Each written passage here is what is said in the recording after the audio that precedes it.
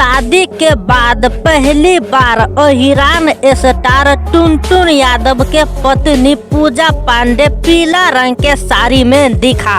6 फरवरी के टुनटुन यादव पूजा पांडे दोनों के शादी हो चुका। शादी से पहले ही टुनटुन यादव पूजा पांडे के प्यार चल रहा था। इस शादी के लव मैरिज अरेंज मैरिज दोनों कह सकता है। शादी बहुत ही धूम धड़ाका से हो चुका।